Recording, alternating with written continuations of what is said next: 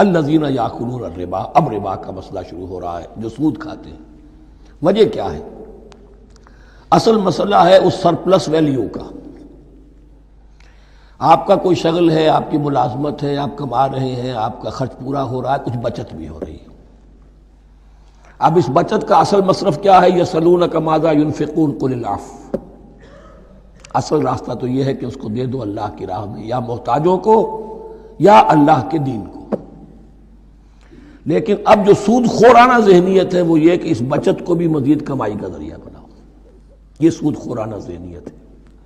لہذا اصل میں سود خوری انفاق کا کی ضد ہے، اور یہ عقدہ مجھ پر کھلا جبکہ القرآن یفسر بعضہ بعضا، اس اصول کے تحت جب سورہ روم کی آیات کا میں نے مطالعہ کیا، وہاں یہی شکل آپ کو نظر آئے گی کہ ان دونوں کو مقابلے میں لایا گیا ہے، اللہ کی رضا جوئی کے لیے انفاق اور ربا، سود پر رقم دینا۔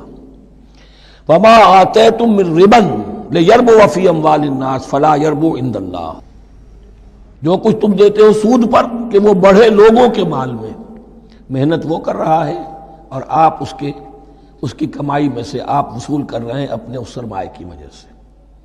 تو یہ گویا کہ آپ کا مال اس کے مال میں اس کی محنت سے بڑھ رہا ہے۔ الذی ما آتیتم من ربا لیربو فی اموال الناس فلا یربو عند اللہ، اللہ کے ہاں بڑھوتری نہیں ہوتی۔ وما آتیتم من زکاۃ تریدون وجہ اللہ فاولئک هم المضعفون، اور وہ جو تم زکوٰۃ اور صدقات میں دے دیتے ہو اللہ کی رضا جوئی کے لیے، تو وہ ہیں جو دوہرے چوہرے کر رہے ہیں، ان کا مال بڑھ رہا ہے، اس کی بڑھوتری ہو رہی ہے۔ تو انفاق فی سبیل اللہ، صدقات، زکوٰۃ، اس کے بالمقابل، اس کے برعکس ہے اپنی اس بچت کے مال کو، اور آپ کو معلوم ہے آج کی بینکنگ سسٹم کا سب سے زیادہ زور بچت کی اسکیم، اور یہ سب کا سب جو ہے در حقیقت saving bank, saving account, save کرو، لیکن سیو کرو مزید کمانے کے لیے۔ سیو جو ہے اس لیے نہیں ہے کہ اپنا پیٹ کاٹو اور غرباء کو دو، اپنا سٹینڈرڈ آف لیونگ کم کرو اور اللہ کے دین کے لیے خرچ کرو، یہ نہیں، بلکہ اس لیے کہ وہ جو تم بچاؤ وہ ہمیں دو، تاکہ وہ ہم سود پر زیادہ رقم، زیادہ شرح سود پر دوسروں کو دے اور تھوڑا شرح سود تمہیں دے دے۔ اب اس کے برعکس سے الذین یاکلون الربا، جو لوگ سود کھاتے ہیں، لا یقومون الا کما یقوم الذی یتخبطہ الشیطان من المس، وہ نہیں کھڑے ہوتے مگر ان کی طرح سے کہ جن کو شیطان نے مخبوط الحواس بنا دیا ہو چھو کر۔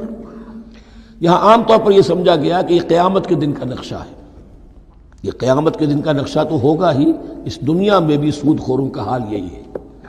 اور اگر ان کا نقشہ دیکھنا ہو تو کسی سٹاک ایکسچینج کو جا کے دیکھ لیجئے، معلوم ہوگا دیوانے ہیں، پاگل ہیں، چیخ رہے ہیں، دوڑ رہے ہیں، بھاگ رہے ہیں، وہ انسان نہیں نظر آتے اس وقت جو بھی کچھ ہو رہا ہوتا سٹاک ایکسچینج کے اندر۔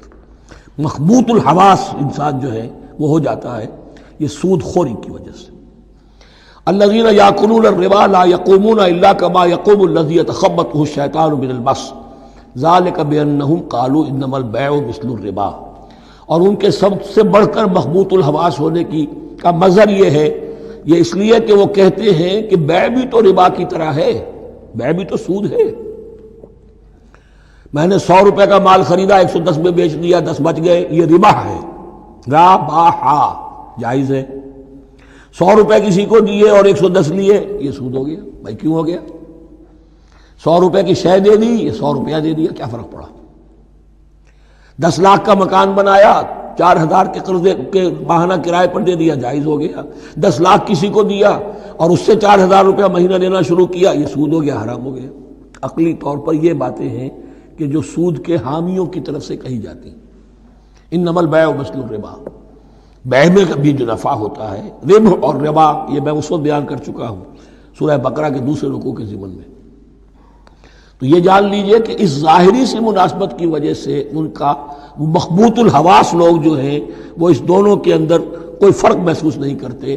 یہاں اللہ تعالیٰ نے ان کے قول کا عقلی جواب نہیں دیا، بلکہ جواب کیا دیا؟ احل اللہ البیع وحرم الربا، اللہ نے بیع کو حلال قرار دیا ہے اور ربا کو حرام قرار دیا ہے۔ اب تم بات یہ کرو، اللہ کو مانتے ہو یا نہیں؟ رسول کو مانتے ہو یا نہیں؟ قرآن کو مانتے ہو کہ نہیں؟ یا اپنی عقل کو مانتے ہو؟ اگر تم مسلمان ہو، اگر تم مومن ہو تو اللہ کا حکم جو وہ فرمائے، نہ صرف اللہ کا، جو رسول کا ہے، ما آتاکم الرسول فخذوہ وما نہاکم عنہ فانتہوا، جو کچھ رسول تمہیں دے لے لو، اور جس چیز سے روک دے رک جاؤ۔ یہ تو شریعت کا معاملہ ہے۔ ویسے اس میں جو فرق واقع ہوتا ہے وہ یہ ہے کہ ایک ہے فلوئڈ منی، فلوئڈ کیپٹل، ایک ہے فکسڈ کیپٹل۔ مکان 10 لاکھ کا ہے، لیکن مکان سے جو شخص رہ رہا فائدہ کیا اٹھائے گا؟ 1 مہینے رہے گا نا، بس اس کا بدل آپ نے لے لیا۔ 10 لاکھ روپے کسی کو نقد دے دیے، وہ کسی کام میں لگائے گا، 12 لاکھ بھی بن سکتے ہیں، 15 بھی لگ سکتے ہیں، 8 بھی رہ سکتے ہیں۔ اس میں آپ نے فکسڈ اگر لیا تو یہ حرام ہے۔ ان دونوں میں اگرچہ عام طور پہ کہا جائے گا یہ بھی کیپٹل ہے وہ بھی کیپٹل ہے، مکان بھی تو سرمایہ کی ایک شکل ہے، لیکن یہ فکس کیپٹل ہے، اس کی شکل بدل نہیں رہی ہے۔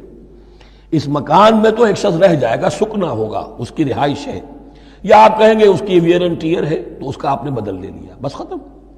لیکن وہ جائے گا، وہ مکان آپ کے لیے رہ جائے گا۔ لیکن یہ کہ 10 لاکھ جس کو دیا نقد، وہ کاروبار کرے گا، کچھ اور کہیں لگائے گا، اس کے اندر اضافہ بھی ہو سکتا ہے، کمی بھی ہو سکتی ہے، اس میں پھر فکسڈ پروفٹ لینا یہ ہے حرام، اور ان دونوں میں کوئی مناسبت نہیں۔ لیکن اللہ تعالیٰ نے یہ جواب نہیں دیا، جواب دیا احل اللہ البیع وحرم الربا فمن جاءہ موعظۃ من ربہ فانتہی فلہ ما سلف، تو جس شخص کے پاس اس کے رب کی طرف سے یہ نصیحت پہنچ گئی اور وہ باز آ گیا، رک گیا، فلہ ما سلف، تو جو کچھ پہلے وہ لے چکا ہے وہ اس کا ہے، وہ اس سے واپس نہیں لیا جائے گا، حساب کتاب نہیں کیا جائے گا کہ تم اتنا سود کھا چکے ہو واپس کرو۔ لیکن اس کا یہ مطلب بھی نہیں کہ اس کا کوئی گناہ ان پر نہیں ہوگا، وَأَمْرُهُ إِلَى اللَّهِ، اللہ کے حوالے رہے گا، معلق رہے گا، اللہ چاہے گا تو معاف بھی کر دے گا، اور اللہ چاہے گا تو پچھلے سود کے اوپر بھی اس کی سرزنش ہوگی۔ أَمْرُهُ إِلَى اللَّهِ وَمَنْ عَادَ، لیکن اس نصیحت کے آنے کے بعد بھی جس نے دوبارہ یہ حرکت کی، فَأُولَٰئِكَ أَصْحَابُ النَّارِ هُمْ فِيهَا خَالِدُونَ، تو یہ جہنمی ہے اور اس میں ہمیشہ ہمیشہ رہے گی۔ يَمْحَقُ اللَّهُ الرِّبَا وَيُرْبِي الصَّدَقَاتِ، اللہ تعالیٰ ربا کو مٹاتا ہے، دباتا ہے۔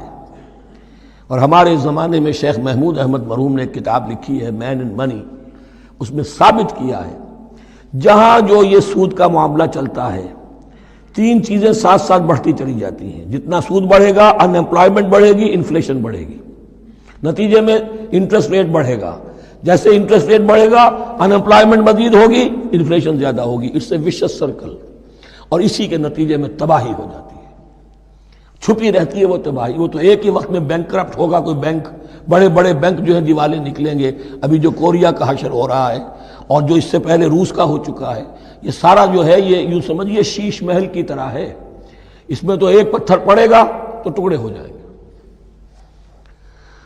وَمَنْ عَادَ فَأُولَٰئِكَ أَصْحَابُ النَّارِ هُمْ فِيهَا خَالِدُونَ يَمْحَقُ اللَّهُ الرِّبَا وَيُرْبِي الصَّدَقَاتِ، اللہ تعالیٰ پالتا ہے، صدقات کو پالتا ہے، بڑھاتا ہے اللہ کے ہاں۔ وہ آیت میں سنا چکا ہوں آپ کو، سورہ روم کی 39ویں آیت ہے یہ، وَمَا آتَيْتُم مِّن رِّبًا لِّيَرْبُوَ فِي أَمْوَالِ النَّاسِ فَلَا يَرْبُو عِندَ اللَّهِ وَمَا آتَيْتُم مِّن زَكَاةٍ تُرِيدُونَ وَجْهَ اللَّهِ فَأُولَٰئِكَ هُمُ الْمُضْعِفُونَ واللہ لا یحب کل کفار اثیم، اور اللہ کو ہرگز پسند نہیں ہے وہ سب کہ جو ناشکرے ہیں اور گناہ گار ہیں۔ ان الذین آمنوا وعملوا الصالحات واقاموا الصلاة وآتوا الزکاة لهم اجرهم عند ربهم ولا خوف علیہم ولا هم یحزنون، ہاں جو لوگ ایمان لائیں اور نیک عمل کریں، نیک عمل میں ظاہر بات ہے جو شے حرام ہے اس کا چھوڑ دینا بھی لازم ہے، اور نماز قائم رکھیں، زکوٰۃ ادا کریں، ان کے لیے ان کا اجر محفوظ ہے ان کے رب کے پاس، ولا خوف علیہم ولا هم یحزنون۔